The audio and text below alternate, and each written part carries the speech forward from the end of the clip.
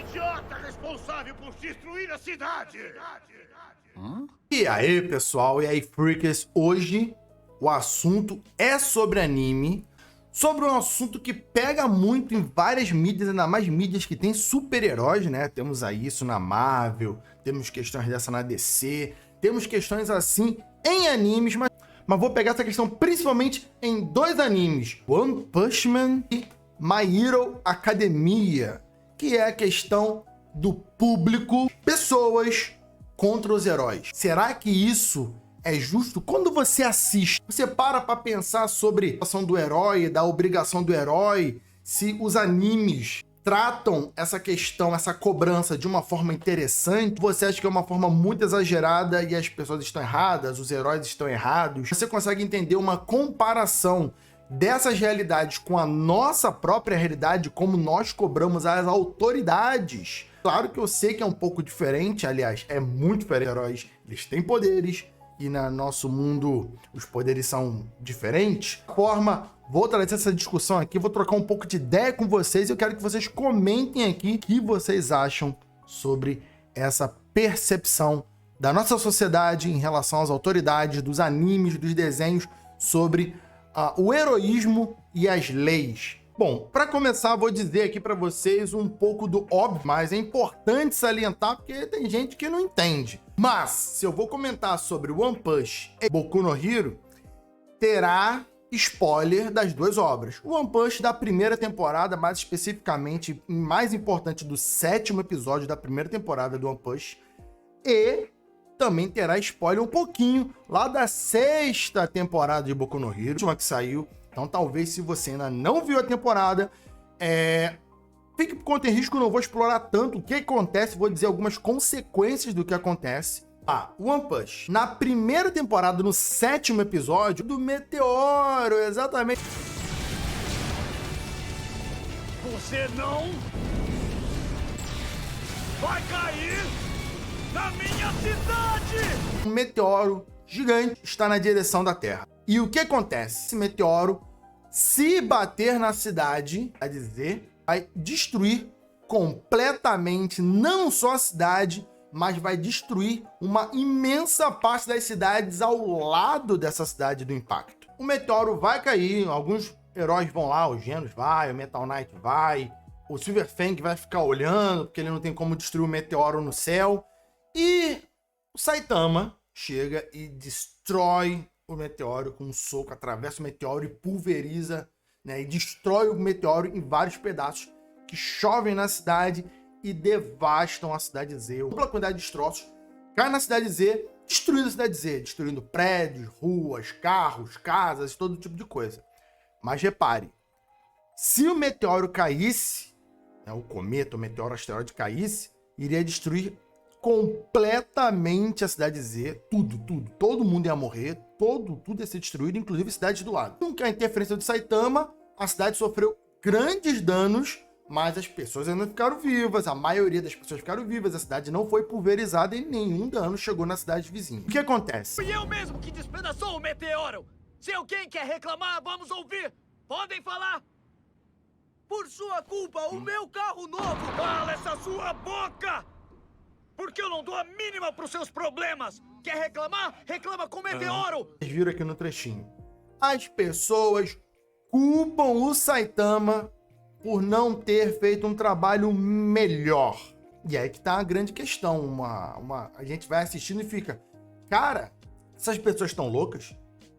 Se esse herói não tivesse feito isso, todo mundo tava morto, ninguém tava reclamando agora. Isso faz sentido? Esse tipo de argumento aparece também no outro episódio do Senhor do Mar Profundo, quando o Saitama vence o Senhor do Mar Profundo com um soco só. Algum engraçado vai questionar, falando que se os heróis não servem pra nada, pra que eles estão ali? Falando do Genos e do Cavaleiro Sem Licença, que não conseguiram vencer o monstro sozinhos.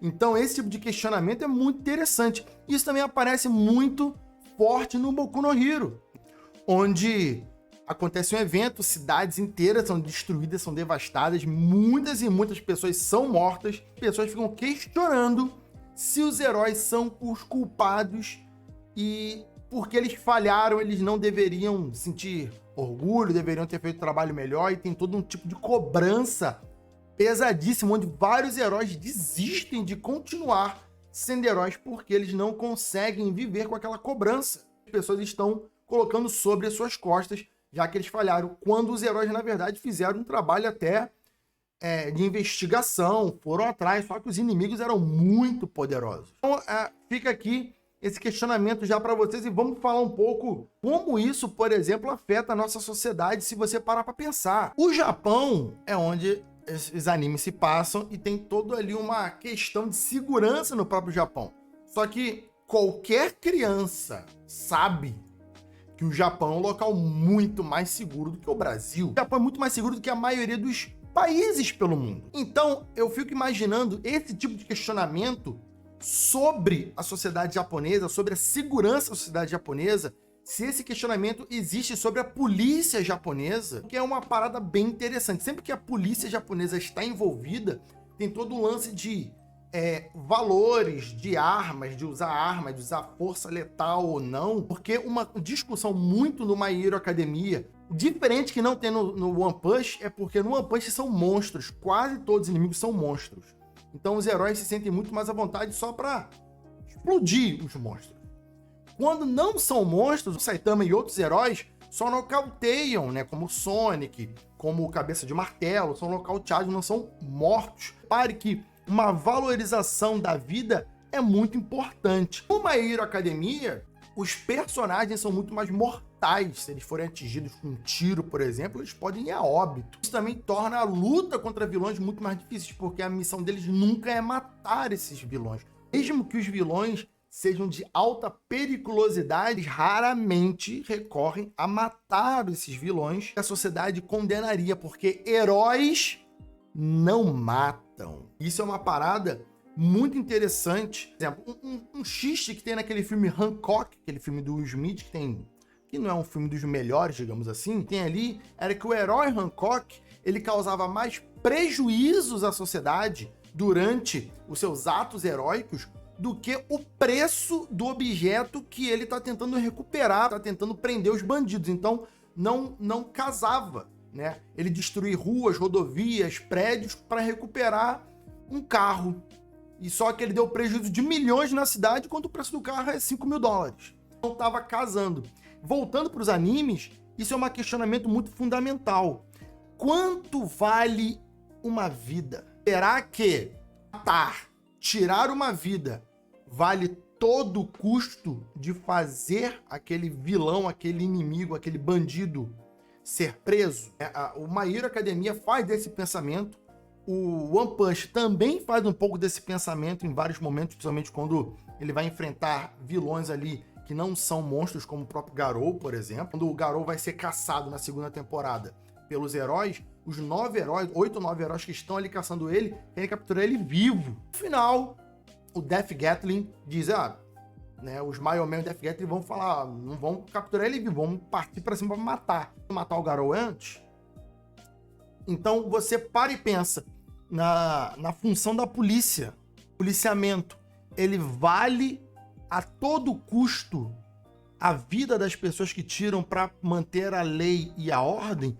Ou quando eles tiram a vida a todo custo, eles estão machucando a sociedade porque a lei e a ordem não faz sentido nenhum se as pessoas morrerem? Qual é o valor da vida? E aí você tem uma série de filósofos, que eu não vou trazer nesse vídeo aqui, que vão pensar sobre esse custo. Nitidamente, na sociedade japonesa, o custo de uma vida, ele não se compara à maioria das ações sobre força policial. Claro que estamos falando do Japão, um país que até 3, 4 anos atrás estava pagando indenizações por esterilizar milhões de pessoas contra a vontade dela por questões eugênicas. Mas a mensagem desses desenhos, por exemplo, é uma mensagem muito interessante para nós pensarmos na nossa própria sociedade. Não é lá no Japão, que é uma cidade bem diferente da japonesa, mas que aqui, de uma forma muito, muito interessante, as forças policiais, as autoridades, a força do Estado, ele pode tudo para supostamente manter uma ordem, manter a vida. usar da força de forma sem querer, matar pessoas inocentes, muitas vezes, como, por exemplo, uma criança. A vida de uma criança vitimada por uma bala perdida, por uma ação meio desastrosa, mal planejada. Explica-se, cumpre-se, justifica-se. Prenderam-se 10 traficantes porque se prendeu 1 tonelada de droga, mas uma criança morreu.